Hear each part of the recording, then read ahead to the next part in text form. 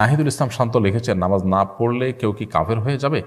নামাজ না পড়লে কেউ কাফের হবে কিনা এ বিষয়ে ওরা আমাদের মধ্যে মত পার্থক্য আছে। ইচ্ছাকৃত ঠান্ডা মাথায় যদি কোনো মুসলমান নামাজ ত্যাগ করে, অনেক আমাদের মধ্যে তারা কাফের হয়ে যাবে, যেমন হাম্বলি মাযহাবের অনেকের মত সেটি।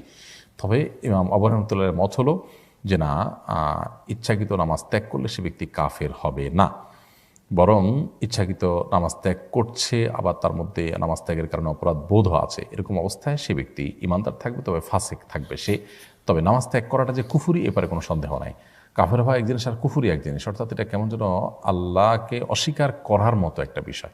সরাসরি সে কাফের হবে না যদি তার মধ্যে অপরাধ বোধ থাকে, এটাই হানাফি মাযহাবের ফতোয়া, যদিও অন্যান্য আমাদের ভিন্ন মত এক্ষেত্রে রয়েছে।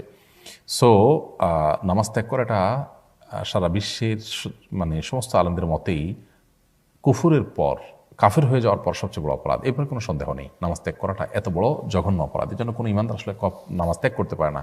ওমর রাদিয়াল্লাহু তাআলা বলেছেন, লা হাযাফিল ইসলাম লিমান তারাকা সালাহ, যে ব্যক্তি নামাজ ত্যাগ করে তার ইসলামে কোনো হিস্সাই নেই। কোরআনে আল্লাহ বলেছেন, ফাইন তাবু ওয়া আকামুস সালাহ ওয়া আতু যাকাত ফা ইখওয়ানুকুম ফিদ্দীন, যদি অমুসলিমরা তওবা করে সালাত কায়েম করা শুরু করে, যাকাত দেয়, তাহলে তারা তোমাদের ভাই, ধর্মীয় ভাই। তাহলে আমার ধর্মের ভাই হওয়ার জন্য সালাত আদায় করা জরুরি। আমরা অনেকে নামাজ পড়ি না, মনে করেন যে ঈমান ঠিক আছে, এটা খুবই দুঃখজনক।